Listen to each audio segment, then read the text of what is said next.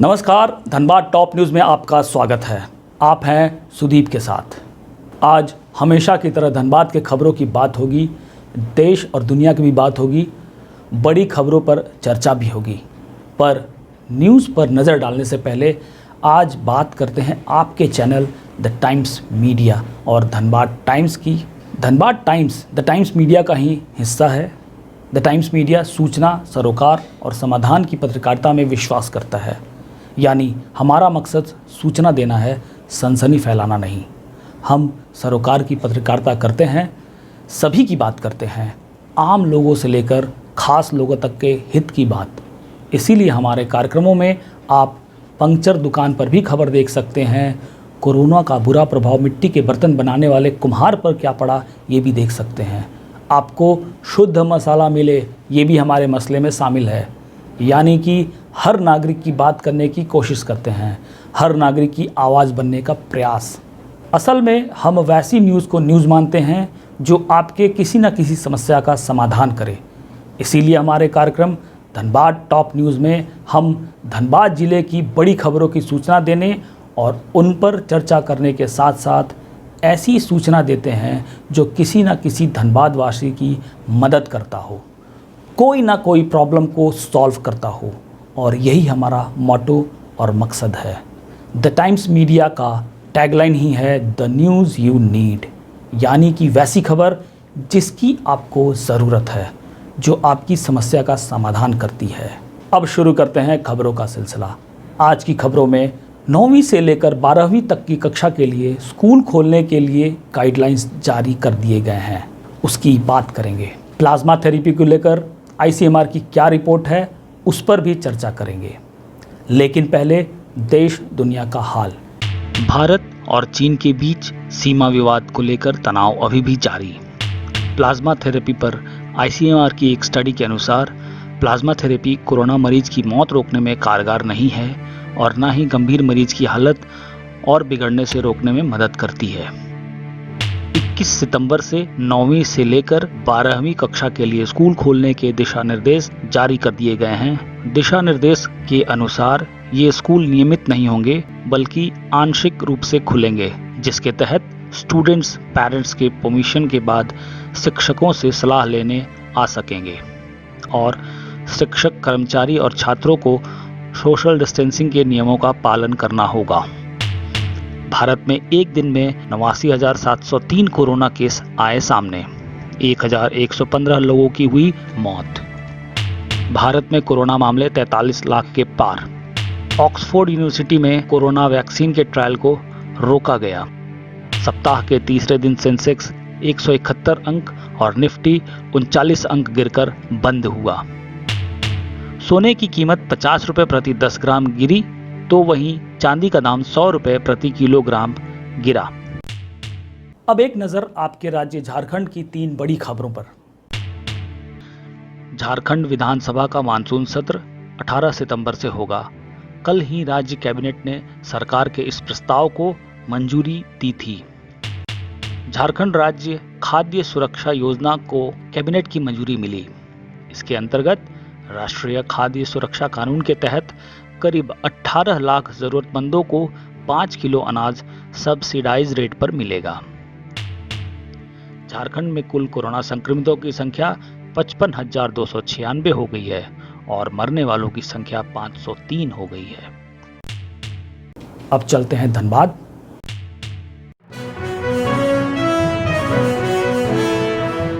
LIC के share को बेचने के सरकार के फैसले का विरोध शुरू हो गया है। बुधवार को insurance employees association Hazaribagh division के आह्वान पर बीमा कर्मचारी संघ धनबाद LIC शाखा 1 के संघीय पदाधिकारियों ने कार्यालय के बाहर विरोध प्रदर्शन किया। पदाधिकारियों ने कहा कि सरकार का यह निर्णय जनहित में नहीं है। LIC का विनिवेशीकरण देश की आर्थिक संप्रभुता पर हमला है। पदाधिकारियों ने ये भी बताया कि 1956 में 5 करोड़ रुपए से शुरू हुई थी यह कंपनी, आज 32 लाख करोड़ की कंपनी बन चुकी है।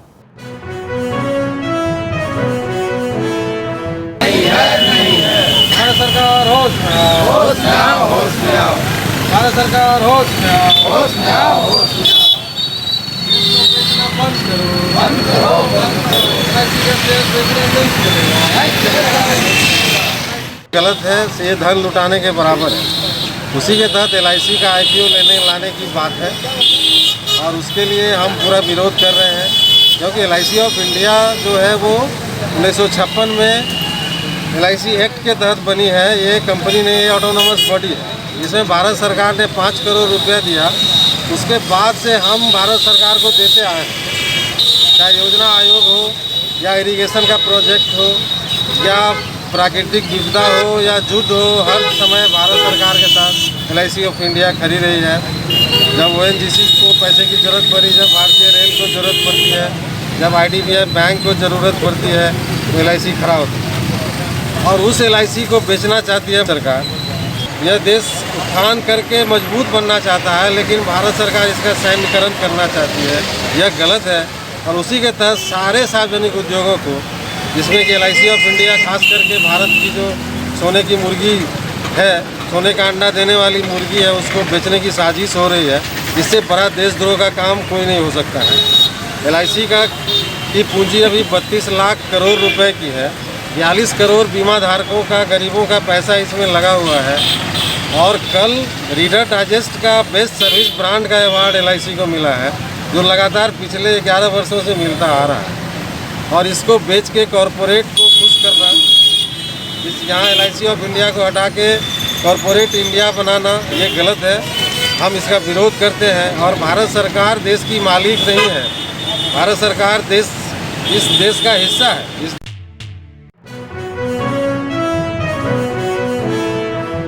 धनसार थाना क्षेत्र के मनईटाड़ पानी टंकी के समीप न्यू श्री राम मेडिकल नामक प्रतिष्ठान में मंगलवार रात चोरों ने 3 ताले को तोड़कर दुकान के कैश काउंटर में रखे हुए 25,000 रुपये लेकर चलते बने। दुकान मालिक के अनुसार बुधवार की सुबह स्थानीय लोगों के माध्यम से दुकान में चोरी होने की सूचना मिली। दुकानदार का कहना है कि महाजन को भुगतान करने के लिए वह पैसे रखे हुए थे। आपको बता दें कि पिछले दिनों धनसार थाना क्षेत्र के दुहाटाण में और सदर क्षेत्र के हीरापुर के भी एक दवा दुकान में चोरों ने इसी प्रकार ताला तोड़कर चोरी की घटना को अंजाम दिया था। स्थानीय लोगों का कहना है, एक तो चोरों का आतंक और ऊपर से वैश्विक महामारी कोरोना के कहर ने उनका जीना मुहाल कर दिया है।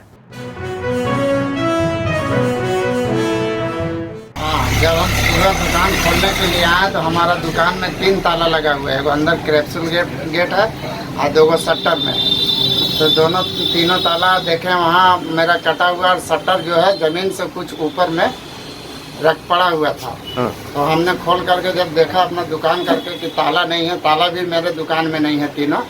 जब खोल करके देखा मैं पैसा जहाँ रखता हूँ वहाँ देखा, सबसे पहले जा करके मेरा पैसा भी नहीं था।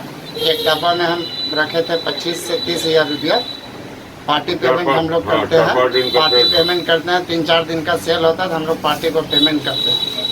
इसी पर्पज़ से हम लोग पैसा दुकान में ही रखते हैं। जब देखें कि हमारा सामान पैसा नहीं है और सामान में किसी तरह का कोई कटौती नहीं है, सामान मेरा जैसे एज यूजुअल था। 1-2 सामान इधर तितर बितर किया हुआ था, बाकी और कुछ नहीं।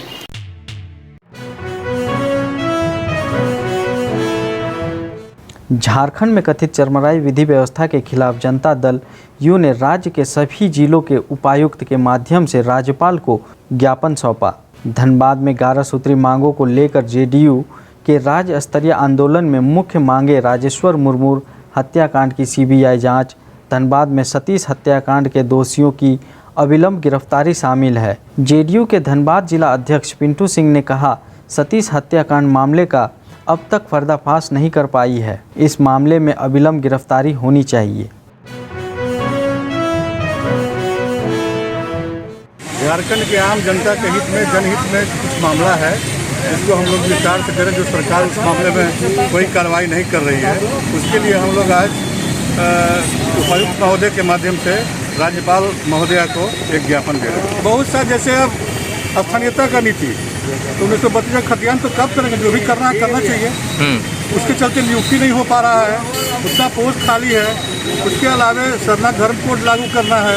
आदिवासी कोरोना के में जितना दुर्गति हो रहा है लोगों का, उन लोगों को मुआवजा देना चाहिए, उन लोगों के हेल्थ सब नहीं हो रहा है। वही 11 सूत्री मांग है हम लोगों का। उसी के लिए हम लोगों को 11 सूत्री मांग सौंपने के लिए हम लोगों का ये मंडली जो है वो उपायुक्त महोदय के पास अभी जा करके हम लोग ज्ञापन सौंपेंगे।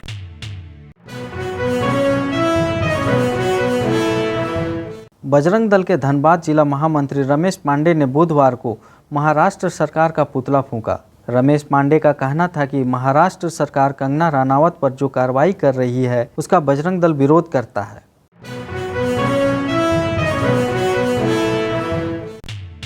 अब जान लेते हैं मौसम का हाल। मौसम विभाग के अनुसार कल जीतिया पर शहर में भारी बारिश और वज्रपात की संभावना जताई जा रही है। हालांकि आज सुबह की शुरुआत कड़ी धूप के साथ हुई और दिन भर आसमान में बादलों का डेरा रहा, जिसके कारण धूप छांव की स्थिति बनी रही और शाम होते ही हल्की बारिश हुई। आज का अधिकतम तापमान 33 डिग्री सेल्सियस और न्यूनतम तापमान 26 डिग्री सेल्सियस रिकॉर्ड किया गया। आप अपने आसपास की घटनाएं और समस्याओं को हमें व्हाट्सएप कर सकते हैं। हमारा व्हाट्सएप नंबर है 9334210302। चलते चलते आपको छोड़ दिए जाते हैं कुछ ऐसी तस्वीरों के साथ जिसने आज मौसम को सुहाना बनाया है।